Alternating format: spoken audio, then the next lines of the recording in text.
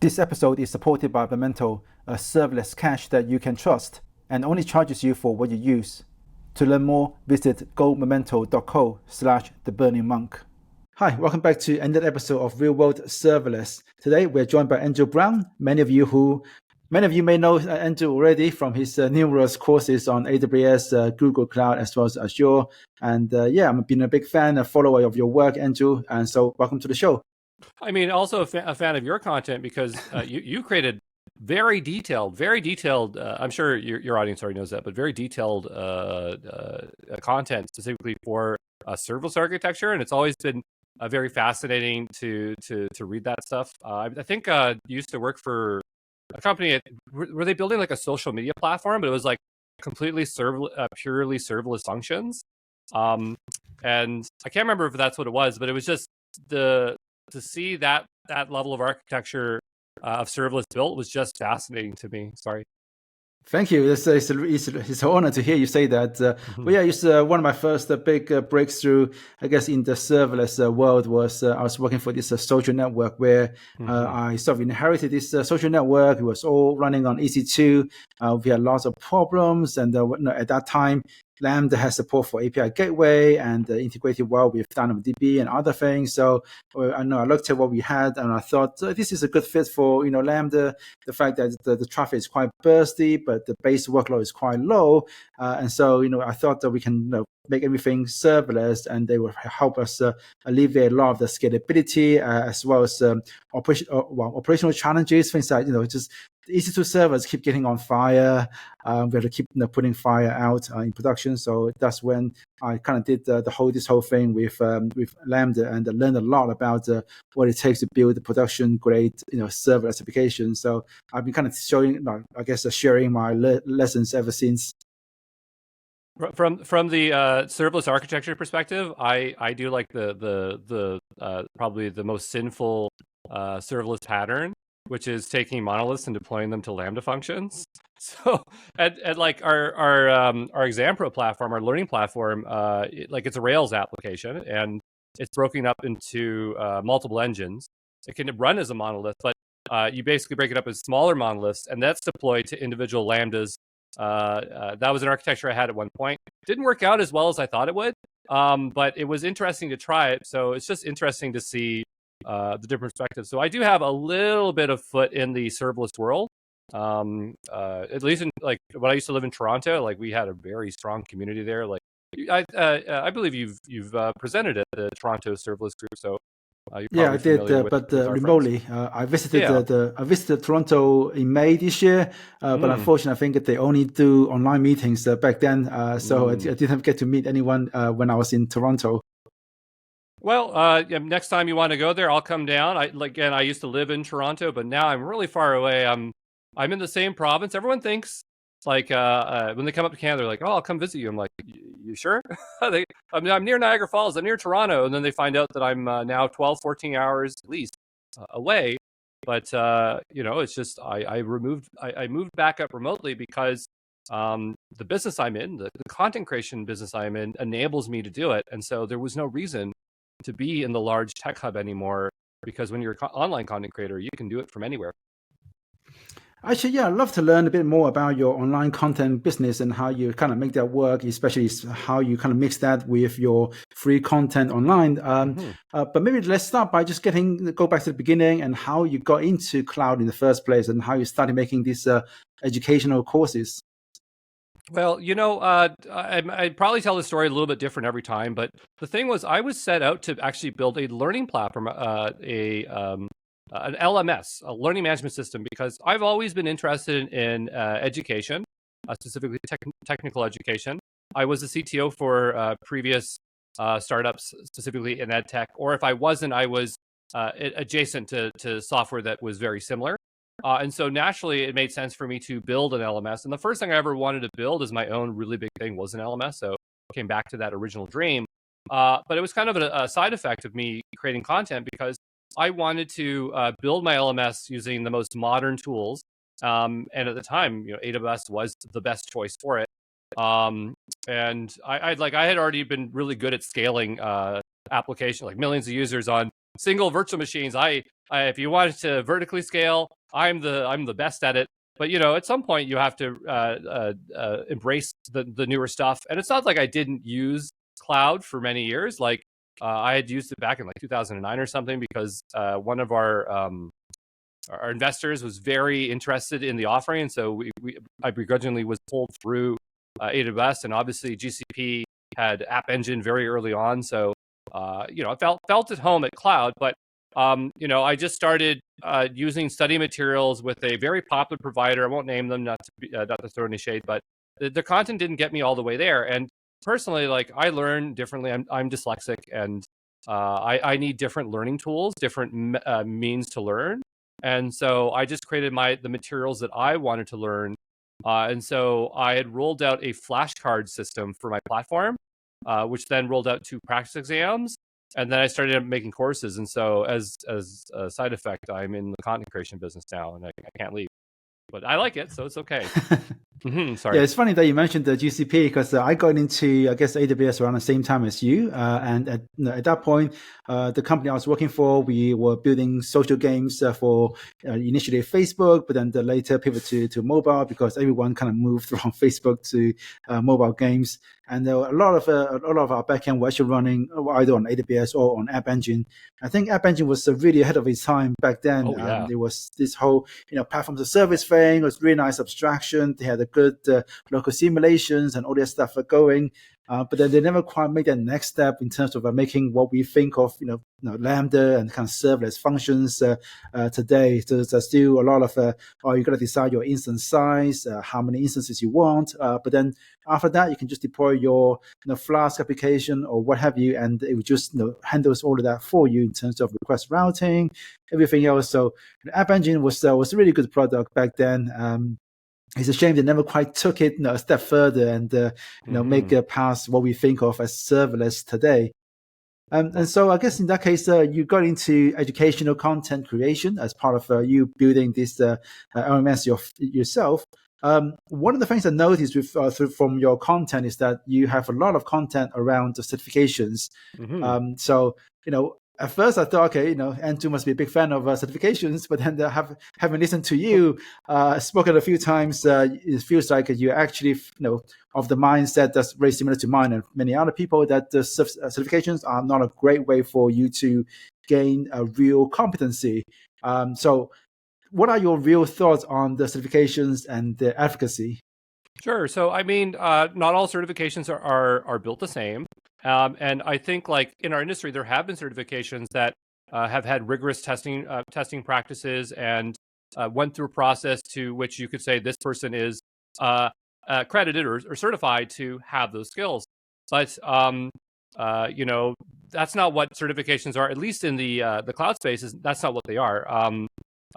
If we go back to, let's say, 2018.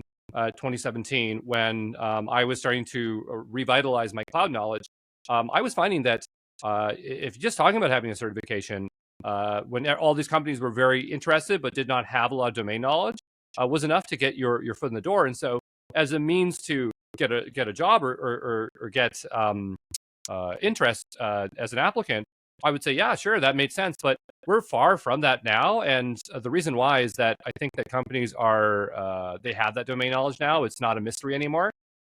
You also think about, the actual means to test people. So when you look at a certification, like AWS certification, what are they testing you on? They're giving you a multiple choice answer. But in the reality of your actual work, how would that ever measure your real skills, right? So, if you need to implement anything like you're deploying serverless Fargate containers into a production environment, you can answer questions on it, but can you do it? And that's a totally different story. And do you know the things around it? Because when you look at cloud certifications, they're focused on their services, not necessarily on the skills needed to actually build. Let's say if you're doing development, build those applications. Do project management, all the things around that, and so we had a lot of people that have certifications and just simply can't do the work now. So we're over that period of mystery, and now we just want competent people. And these certifications have not evolved in a way to meet the demands of what people want to say, hey, this paper matches or makes this person an attractive applicant, if I'm not all over the place there. But I'll give you a solid example. When we did our free AWS Cloud Project Bootcamp, which we did last year, I think it was 2023, which I did for free, and I didn't get any sponsorship because at the time nobody wanted to give out money because they're all saving that money for the Gen AI, which now they're giving out money. But we surveyed and I did I evaluated people's readiness to take our bootcamp, and we had people where they had every level of certification. It'd be practitioner, all the associates, professional, a specialty. They might have even gone across into other clouds. But when they came into the bootcamp, they couldn't make a GitHub repo.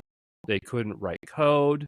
They couldn't use Discord. That's just what we were using to manage the project. If they made a pull request, it really messed them up. Their whole branch was a mess. They didn't know how to take screenshots. They would take photos of their phone and be blurry, and they'd be like, "Help me out." I'd be like, "I can't help you out." They couldn't use backticks to put code examples. They didn't know how to ask for help.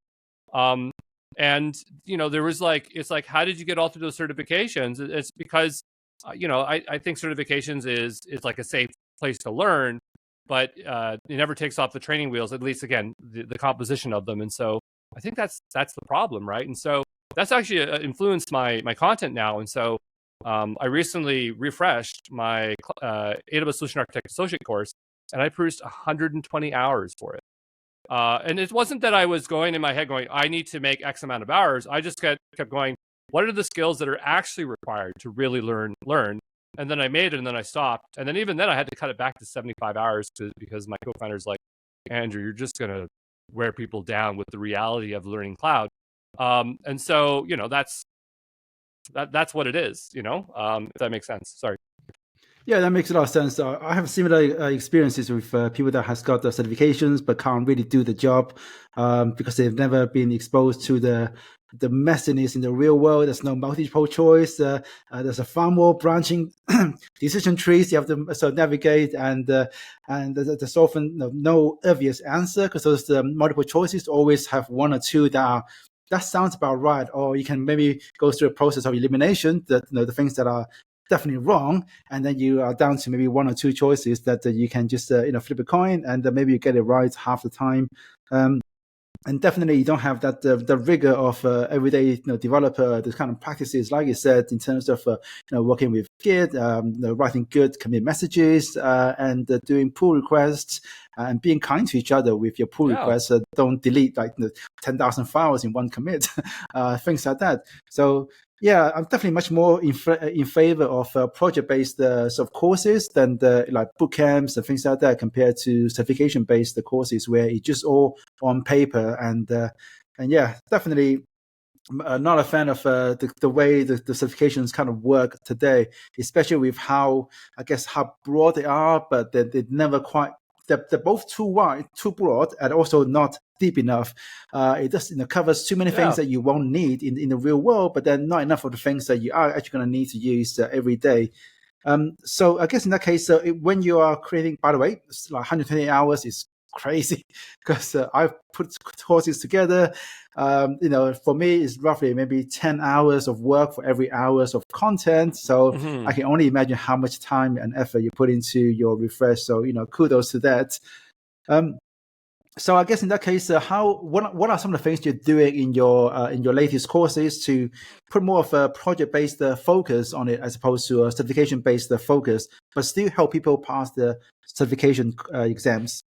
So, I mean, we can talk about AWS because that's what I've been mostly updating. And of course, I'm across the cloud, so each cloud has its own difference. But like, for instance, AWS has a Solution Architect Associate, and they've gone too broad. They just have every service under the sun. They have information that conflicts with other information within their own exam guide. It looks like too many marketers got involved, and some key people, there might have been a bit of a shuffle. And so they're needing some gardening, so to speak, to improve their exam guides. But when I see that, I have to think of practically and go, okay, I need to touch everything in this thing just in case, even though only 1/3 of the content appears on the exam. But how am I going to get them to get the skills that they need. And so like if we're going to go, and this is what I did the other day, it's like we were going to do code pipeline, we need something to deploy, we're going to go build that app, right? So we'll literally spend hours building out an application beforehand, and as during that time I'm going to talk about like how I'm preparing that application specifically for cloud, because cloud first development is totally different than because I used to build it not the cloud first way, like monoliths and throwing things up. And so I can, as I'm building that app, talk about like why you wouldn't want to architect your application code a particular way, because then you're not going to be able to break those parts off to leverage managed or serverless services. And so that, or just like, you know, like if I'm using Ruby on Rails, we're going to drop the ORM and we're going to write raw SQL with the driver, because if you were to use DynamoDB, Alex would probably agree with me on this, is that you know, you don't want to utilize the ORM or some abstraction on top of it, because you really need to work with that database directly and to get it to do what you want to do. Not to say that you can't, but I'm just saying that that's my preferred method. And so that stuff carries all the way through. And then, of course, we'll do things like commit messages and pull requests. But a key thing that I always do is documentation. So I always do like heavy duty documentation. And like if you go to GitHub right now and go to github.com/AWS examples, you can see I've been just keeping every piece of code in there.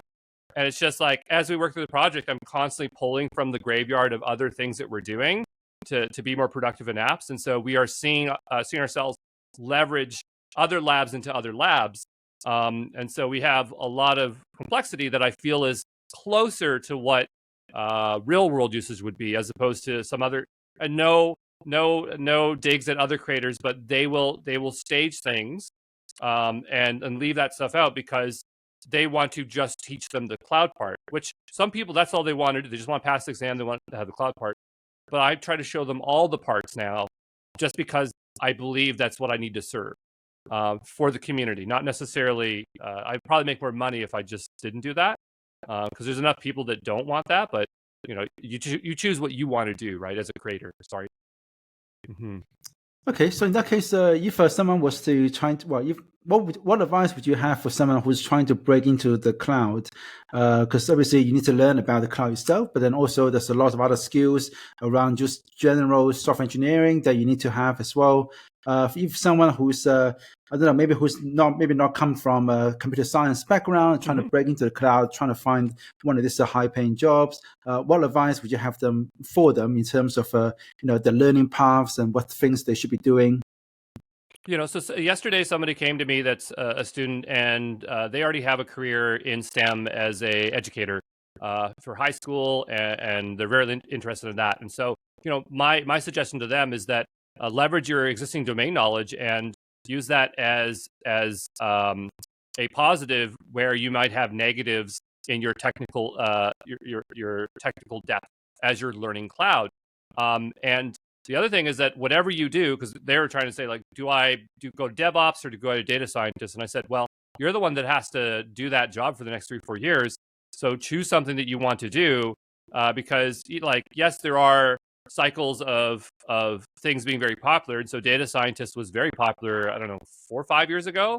And right now there's a lot of speculation that, again, Gen AI thinks it's taking everybody's job. Not necessarily it is, but that a lot of that stuff is going to be automated or assisted. And so to me, like, these jobs aren't going anywhere. The demand is still the same across the board.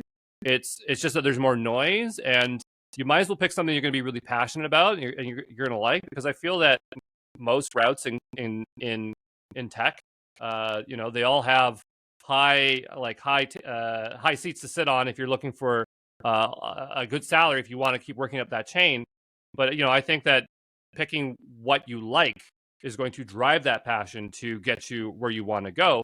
And obviously on that road there, you can change, because a lot of the stuff that you learn in tech, a lot of it allows you to pivot in any direction you want. So, you know, I think worrying less about choosing what it is that you want to do and just picking what speaks to you is important. That's just one point, right? If you another thing is setting realistic expectations. This is it really pulls at my heartstrings, because I get emails from people often and their expectations are so misaligned because unfortunately we have folks at some of these organizations that are suggesting I call it false hope marketing, that you can make it in 3 to 6 months or 9 months. Like, you can become a solutions architect in 9 months. And I'll get this message like, yeah, I put all my chips in. I quit all my jobs. I'm living off my savings. I got my cloud practitioner, and in 9 months, I'm going to become a solution architect associate. And that is hard because I believe, or I think that a more realistic timeline is 3 years.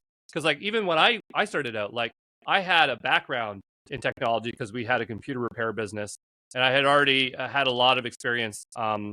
But it took me like 3 years to get the knowledge, 3 years working in an intermediate thing to get to where I actually want to go. Like, I was building websites and things I didn't want to build. I wanted to build web apps.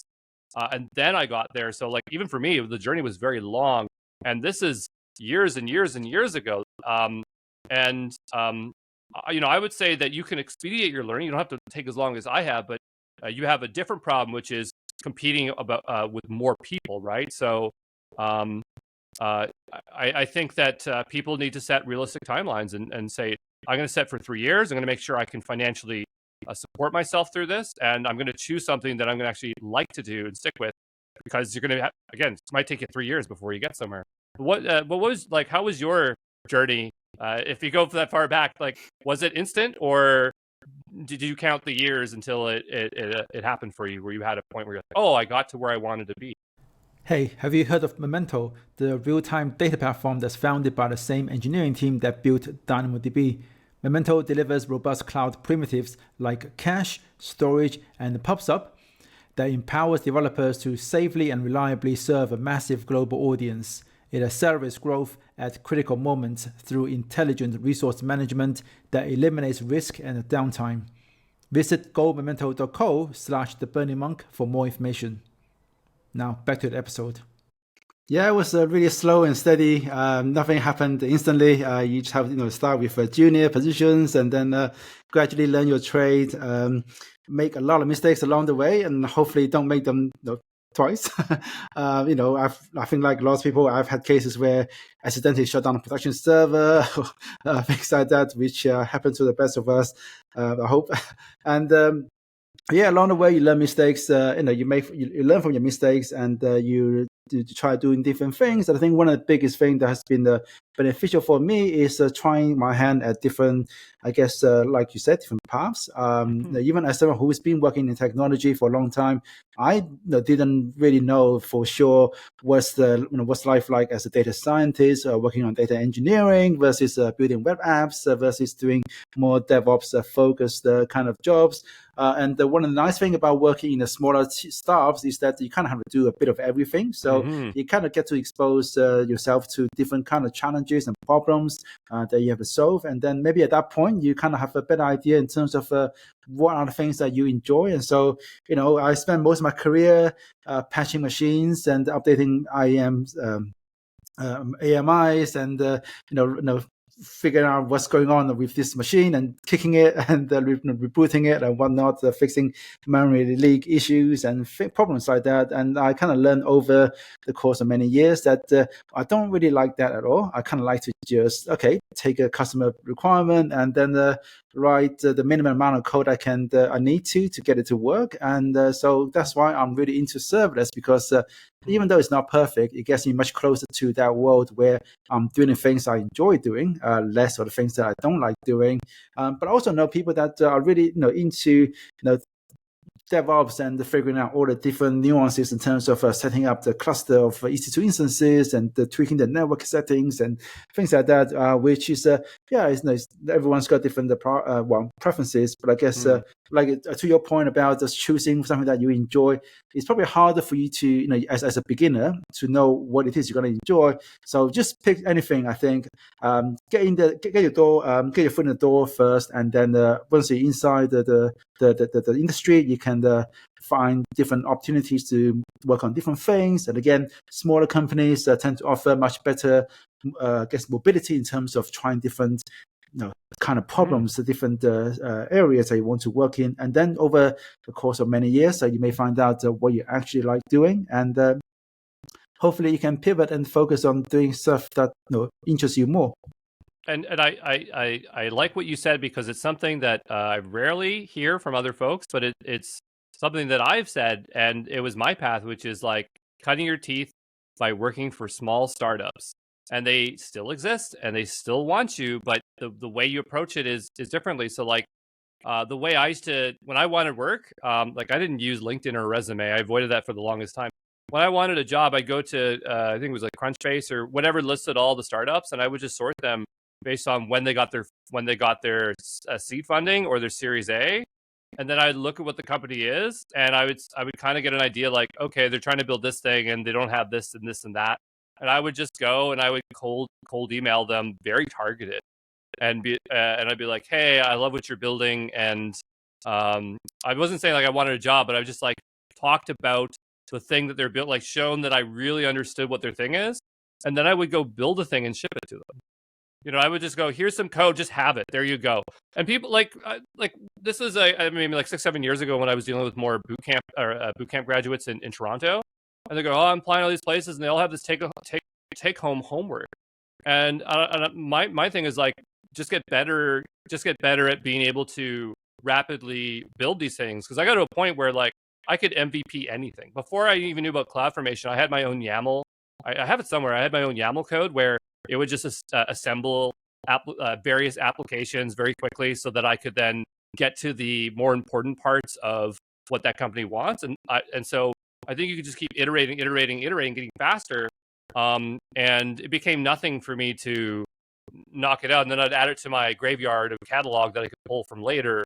But that strategy was extremely effective and still works today. Like I'll give you an example that anyone could do right now. Right now, Momento, I got their cup right here. Not to try to plug a serverless product, but like they just raised money, right? They're not even a Gen AI company. They're like, it's crazy to hear like a company that raised money that hasn't Gen AI, but they have a really cool infrastructure service. What do we call it? Like it's like I can't remember the name. It's like but the idea is like it's the development. It's not a SaaS. It's like the infrastructure that you utilize, right? Memory, whatever. But like you could go build a opinionated serverless framework around it and then ship it over to them and say, hey, I built this really cool thing. What do you think of it? You don't think they wouldn't want that, and they wouldn't want to bring you in the doors. The first company that I became a CTO for was Teambox, and the way I got that job was they had an open source Rails app on GitHub, and one of my clients wanted me to deploy it because they knew I knew Rails. And so I couldn't get it to work. It was in bad state. And so I just went on Twitter and complained about it. And the founder at the time was like, what would you make better? I was like, I'll just show you. And then I spent like a week just like submitting open source pull requests and forks. And I changed a large portion of their code base and fixed it. And they said, do you want to come to Barcelona and be our CTO? And I said, okay. And I didn't even know who they were. I just got on a plane and went there. I was younger, right? And I saved the company because I guess they had burned through their money, and they were smart. They just didn't know what to do with that I knew how to do, and that brought them more money in. And so I became this kind of person that would go in and save startups. I'd find startups where I felt like they might be struggling, and I would say just the right things they needed to hear, and bring them the right things and show the productivity that it became impossible for them not to want to hire me. And it was like 3 out of 4 places I would message and I would have my choice. It hasn't changed, but you have to get to that level of communication and understanding what other people want if you go that route, right? If you want to go that crazy. Sorry. Yeah, so that's great. And completely incidental that this episode is also sponsored by Momento. It is. Okay. So like I said, they just raised money, and it's a really good team. I really love working with Kwaja and Ellery, and they got some really smart people working for them. So yeah, it's good to hear that you are a big fan of them as well, and I love your approach to approaching companies. You're much more, especially I think now with all the AI generating CVs and AI, reading and filtering out CVs, it's really hard for candidates to to kind of be themselves and stand out and show their best self to potential employers. And so I think this approach of actually making a connection first and foremost, I think is something that I think I'd really like. I wish I had been more like you. For me, my career has been lucky. I took a few lucky turns because of just happened to have the recruiter give me the right, present me with the right opportunity to go into the cloud. Nothing was planned. I just happened to stumble on an opportunity that exposed me to serverless, and my career kind of got shaped by a few lucky events as opposed to something that is much more so planned and methodical. And I love the approach in the way you kind of approach them, but also the way that you kind of look out specifically for companies in the spaces that you want to get into. So yeah, anyone who's listening, who's looking to get into the cloud, this is a really good way to kind of show yourself and show your best self to potential employers. I mean, and I should say it's one of the ways that you can do it, right? And it worked for me because I came from an entrepreneurial background because the family business, right? And so, I know people that are principal engineers at for different services at AWS, and the way they got there was that they were just at the right school, and AWS was like picking people out from there. Do you know what I mean? So, like in Canada, like it's not that you can't go to traditional schooling; you have to go to the right school. So in Canada, Waterloo is the big school that. All the CTOs I know, that like there's no questions asked. They get their co-op students, and they pay for them, and then they hope that they come back after they're done their co-op and they're done their schooling because they set such a high bar for that. And again, coming back to certifications, there's no reason we can't do that. It's just that somebody would have to go and raise the bar, so to speak. But I would love to do that myself. But certifications is difficult because I think that to have that level of accreditation, you have to be that organization. So like when AWS is the accreditor, it's very hard to say like, I'm going to accredit you on AWS. But anyway, something I got to figure out. But yeah, certifications are fine. But it's a driving thing. And so I capture people in the certification thing and starting to steer them towards projects and other things. Sorry. Yeah, I think that's a good way because a lot of people, especially when for beginners, they don't know what they don't know. They don't know what they should know. It's like in terms of the actual hands-on stuff, the ability to actually do the work is what employers are looking for. Then they're using certifications in some ways as approximation for that, even though it's a pretty poor approximation as we've talked about already. There's so many people who has done certifications and they got really good at passing certification exams, but doesn't mean that they've got the necessary skills and aptitude to do the job. And what you've done in terms of being able to developing those muscles to rapidly MVP stuff and to be able to talk to companies and show them what you've got, I think that's that kind of attitude and ability is exactly what companies are looking for, especially for startups. It's all about getting stuff done. It's the attitude of we can do it. And so I think that for people that are looking to break into anything in the tech world, I think that is a really good way to look at things and kind of taking control of your own destiny as opposed to rely on what school you decide to go to or what certification you happen to stumble upon.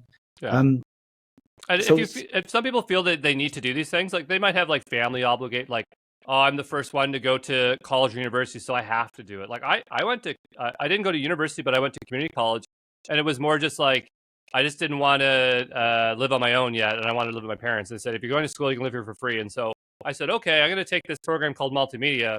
I don't need it. I already know how to do Photoshop and video editing and all this stuff. But I'm going to leverage that time. I'm going to get bad grades, and I'm going to go and leverage their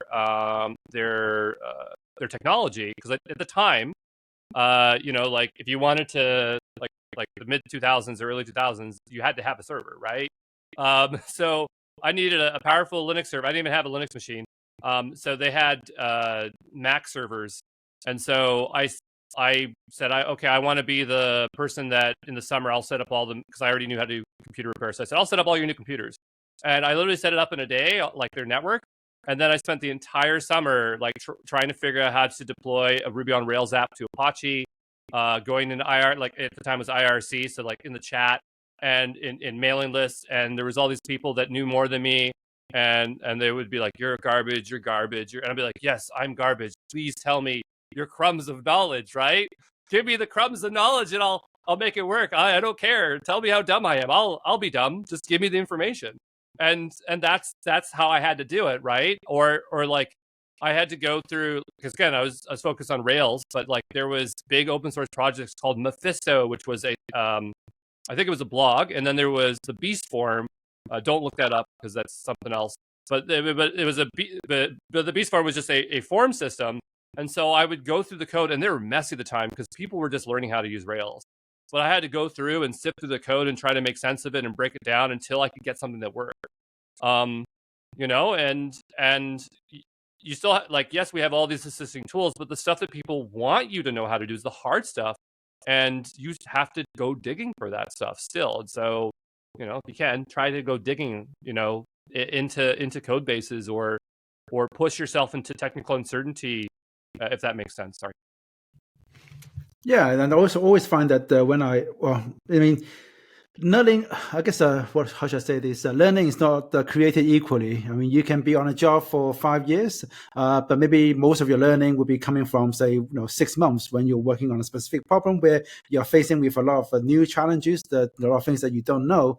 I think that's where you have to actually exercise new muscles, develop new skills, and learn new things. And what's that? 10,000 hours to become a Bill Gates said, so, yeah, so that whole thing is around 10,000 hours of a deliberate practice. What I find is that most of the time we are not, we're not exerting ourselves. So we are just doing what we know to do already. I know how to write JavaScript. So when I'm working on a project, chances are I'm just using the muscles that I already know how to use. I'm not developing new muscles. I'm not stressing myself. But every now and then you come across a new project that actually you have a lot more you can learn within a very short space of time. And that's one of the things I actually quite like about being a consultant, at least part of it sometimes, that I often get exposed to new challenges, new domains, that things that I wouldn't have to deal with if I was just building something for myself or working in my previous jobs. So in terms of learning, one of the things that I struggle with as a content creator is that, you're always on this schedule trying to push out new content every week or create a new course or do something. So it's hard to find the time to do some of the sort of deeper learning that I like. And for you are creating content on not just AWS, but also Google Cloud and Azure as well. How are you sort of finding, how do you have a system for getting yourself, a refresh on the latest developments, and so that you can teach these things to your students? I think the approach is just been all over the place because I thought that when you learn AWS, it's gonna be the same way with Azure, same with GCP. Nope, they're totally different. But there is knowledge that does stack, and there's conceptual knowledge that's the same. Like if you know virtual machines, virtual machines across the board. But the approach to how they might architect a service, like their networking layer, like GCP's is completely different from AWS, and then Azure has extra components. And so, I can say retroactively, the way that I think people should approach it, and now this is how I'm approaching it right now when I'm learning new things, is I will take 3 variants of something, because I will find that I will learn whatever the base knowledge of it is, and then I will find the differences of those 3 systems, and then I'll just stick to one of them, right? But so like for instance, I literally announced it today that I'm like, yeah, I think I'm going to do a Gen AI bootcamp. I've entered the hype cycle. You know what I mean? Let's get the rave gear on. But and so like I know Bedrock to some degree, but like when I'm doing stuff, I'm opening up Bedrock, Vertex AI, and Azure AI Studio all at the same time, trying to do the same thing at the same time. I shot a video in I think it's the Developer Advocate. I'm just shipping this literally today. My team is shipping it for me, by the way. I don't do everything myself, by the way. I do all the video, but not all the stuff around it, so I can actually focus on. It's one of our questions, like how do you keep up with all the content? Because I got help. But in the Developer Associate, I had to show code pipeline, and because we were both at the AWS Hero Global Summit. I was in the Claude talk and then the Llama talk, and at the time I was like, I don't really care about these. But then when the models dropped, I went, oh, I know about these now, and I didn't realize that they might be important. So I said, okay, I'm going to go jump in and utilize them. And so while I was showing code pipeline, like how to build code pipeline, I was using it to build out our IC, but I literally pulled up all three of them at the same time. And that's literally an example of how I learn things is I'll pull up all three and I'll run them through them. And then I will eventually go to a single one and then I'll circle back. But I think learning in threes is my effective way of learning. Sorry. Okay, so in that case, one of the things I always sort of tell people is that it's better to learn the fundamentals because they don't really change. There's a lot of things that we build on top of that are always going to be different. Like you said, with the networking setup, it's all different in every single cloud, but the networking itself, the fundamentals of networking is the same everywhere. And the same with learning a programming language, learning how the computer works versus some JavaScript front-end framework, which there's going to be a new one every month. So in that case, so someone trying to learn about Gen AI, what would you say are the fundamentals that they should probably focus on versus the sort of more sort of variations depending on different platform, the flavor of the month? Sure. So, I mean, like with Gen AI, you have fundamental things like what is a prompt document? And you can feed that into any of them, and it's basically the same thing. There are knobs and knobs like temperature and top K or whatever the other value is, which changes the randomness. They might have 3 knobs. They might have 2 knobs. The point is that they more or less do the same thing. They all have model cards. So, like, if you want to learn more about them, you read the model cards of all 3, and you start seeing similarities. Like I started noticing that I didn't know that they tested these models against a bunch of stuff, like a benchmark, and they're all using the same similar benchmarks. And so you start seeing patterns across the board. All providers have a model as a service. I call them AI delivery platforms. They call them models as a service. And you go in them and you can see that they're very similar. So, or it's like use tools, tool use. They all kind of do that. Or regs, they all kind of do that. So, to me, that's more fundamental stuff that can be applied to all of them. Literally in the next few days, I'm producing a Gen AI Essentials course, which is covering this stuff because I'm doing the Gen AI bootcamp, right? I'm not trying to promote anything. I'm just talking about what I'm doing. But I'm trying to lay that foundation and making it as a prerequisite before people come onto my Gen AI bootcamp. So that I don't have to cover that stuff, but then they have a basis where they feel comfortable. Like if they want to use Llama or they want to use Mistral AI, they can do that. I don't care as long as they follow the fundamental concepts that we want to do to deliver that end product. Sorry. Okay, so by the time this episode airs, so I think your bootcamp should be live already. So I'm just gonna put a link in the description below, so that if anyone wanna go check out Andrew's new AI bootcamp, we can you can go and check it out. So going back to, I guess, the way you talked about earlier in terms of building your own business, starting with you building your own learning, LMS.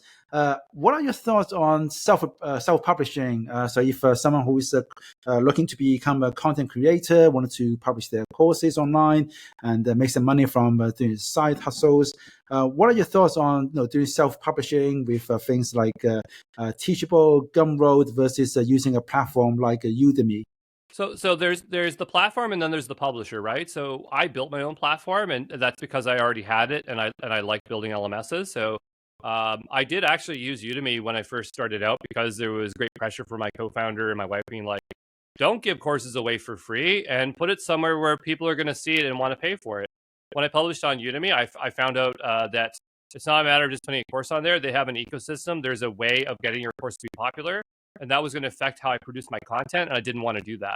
Udemy, it's like they're optimized for the first 15% of the course material. So you have to make that part like pristine, perfect, because then it's going to pop up and they're going to have that thing that says, tell me how good this course was. And then you have to engineer for that feedback loop to be popular. There's other things with Udemy there, but that's why you see Udemy courses and they're really good at the start and then they kind of go like this because they're optimizing for that. It's like if you produce for YouTube on your own,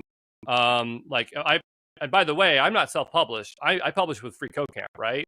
So, which is like you could go with Pluralsight, like they're a publisher. Technically, they're more than just a publisher, right? But you could go with them, or you could be on Coursera, where they have the platform and kind of the marketing with it. But I chose to go with Free Code Camp because it aligned with my company vision, which was I wanted to produce free content.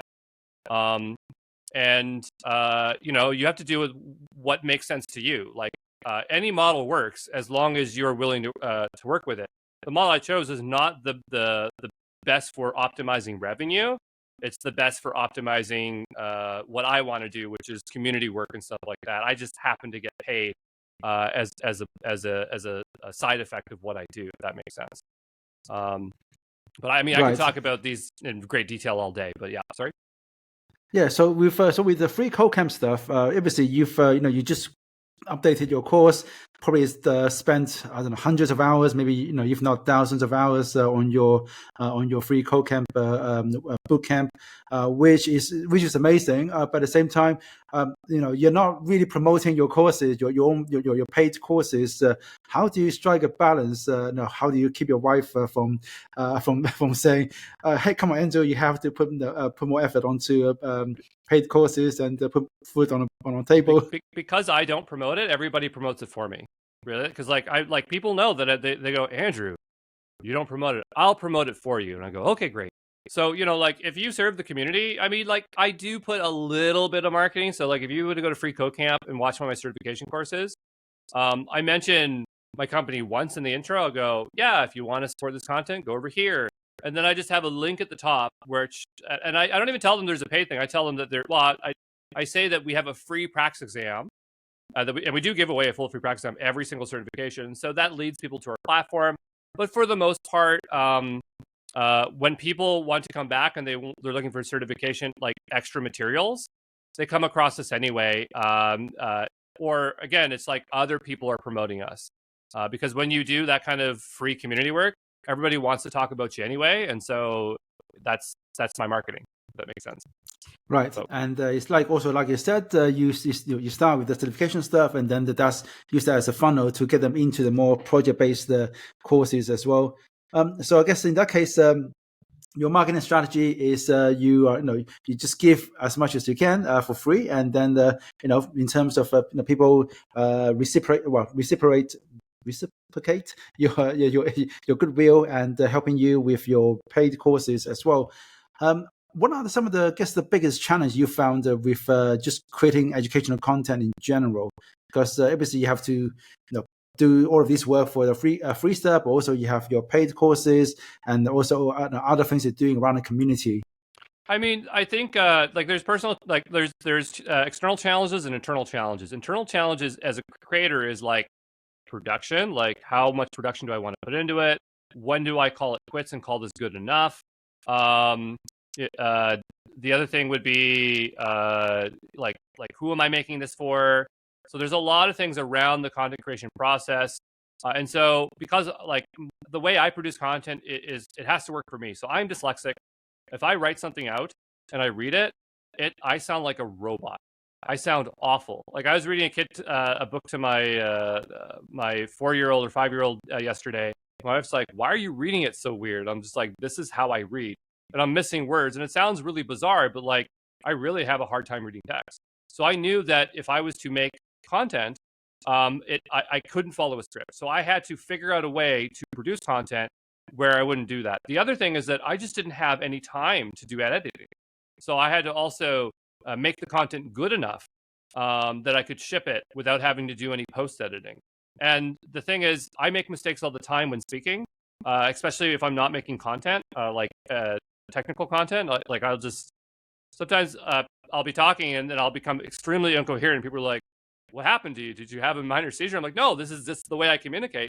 And so I had to work in those mistakes, right? Which apparently people actually like because it brings more personality into the content. So again, my approach is I will record something, and if it really goes off the rails, then I'm going to throw the content away or restart over. Or what I'll do is I'll try to get it back on track and show the troubleshooting. So as a byproduct, I run into problems, and so I just solve them and I keep it part of the content. And apparently people actually like that because a lot of content creators do like they try to make it as clean as possible so that people aren't complaining about inconsistencies or getting stuck. But because I show those parts, people learn how to troubleshoot just the way that I would troubleshoot through a problem.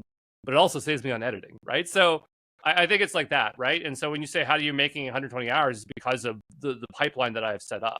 Sorry? Yeah, that's actually something that I've heard from some of my students as well. That they actually enjoy some of the mistakes that are left in there, so that they can see how I troubleshoot. But also that that they don't feel as stupid when they make problems or mistakes that they don't see people make on the courses or on the course content that they otherwise consume. So yeah, Andrew, thank you so much for taking the time to talk to us today. Before we go, is there anything else that you'd like to share with us? I guess we know that you've got your Gen AI bootcamp coming up. Anything else that you are working on? Oh, I'm always working on things, but I mean, hey, why don't we just plug the sponsors here? Yeah, I bet you have like a preamble before, but yeah, if anyone doesn't know, go Momento.com. I think it's .com, right? They're .co actually. Oh, .co. They're like me, exampro.co. But yeah, go Momento.co. They produce right now I believe it's a serverless cache, topics, and they also I believe they have storage coming along. And I think people should check them out. And if you are trying to think of something to build as a really cool project to get into tech, why don't you build it around Momento, like your own opinionated framework, something like Firebase, but with their tools. I think that'd be really cool. I just want to see it. So that's good. My plug for the sponsor, not for me.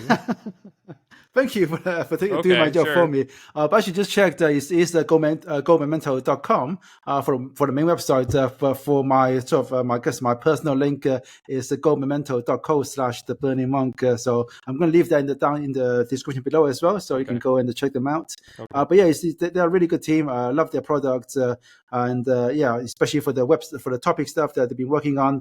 It's quite refreshing how well that works and how easy to work how easy it is to work with as well. But yeah, thank you so much, Andrew. I'd love to catch up with you again, I guess, in a couple months' time when the re-event comes along. Are you going to be there this year? I think so. Yeah, I just got to go fill out my forms and make my way there. Okay, sounds good. See you in a couple months. Take it easy, man. Ciao. Okay, bye-bye. Thank you to Momento for supporting this episode.